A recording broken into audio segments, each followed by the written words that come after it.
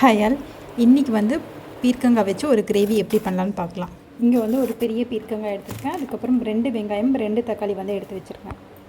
இப்போ stove on பண்ணிவிட்டு ஒரு கடாய் வந்து வச்சுக்கலாம். அதில் வந்து ஒரு கைப்பிடி அளவு வேர்க்கடலை, 1/4 டீஸ்பூன் சீரகம் வந்து ட்ரை ரோஸ்ட் பண்ணி எடுத்துக்கலாம்.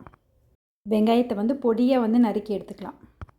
இப்போ வெங்காயம் வந்து பொடியாக சாப் பண்ணி வச்சுக்கலாம். இங்கே வந்து வேர்க்கடலை வந்து பொடி பண்ணி வச்சுக்கலாம். நம்ம கடாய் வச்சுட்டு அதில் வந்து ஒரு 3 ஸ்பூன் வந்து எண்ணெய் விட்டுக்கலாம். கடுகு சேர்த்து சீரகம் வந்து சேர்த்துக்கோங்க. தாளித்த உடனே அதுக்கப்புறம் வெங்காயம் வந்து சேர்த்து வெங்காயம் வந்து நல்லா ஃப்ரை ஆகிற வரைக்கும் வதக்கி எடுத்துக்கலாம். இதுக்கு நடுவில் வந்து பூண்டு வந்து 4 பல் எடுத்து வச்சுருக்கேன். பூண்டு வந்து தட்டி சேர்த்துட்டு அதோட கருவேப்பிலையும் சேர்த்துக்கலாம்.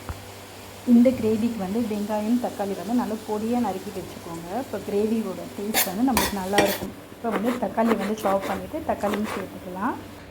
பீர்க்கங்காயும் வந்து பொடியாக கட் பண்ணி வச்சுக்கோங்க. வெங்காயம் வதங்கின உடனே தக்காளி வந்து சேர்த்துக்கலாம். தக்காளி வந்து வதங்கிறதுக்கு வந்து தேவையான அளவு உப்பு மஞ்சப்பொடி வந்து சேர்த்து மூடி வச்சு நம்ம வதக்கி எடுத்துக்கலாம்.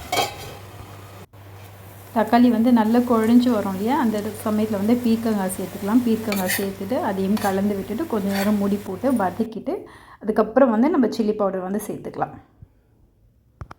இங்கே சில்லி பவுடர் வந்து மிளகாய் தனியாக அரைச்சி வச்சுருப்போம்ல, அதை வந்து சேர்த்துக்கிறேன்.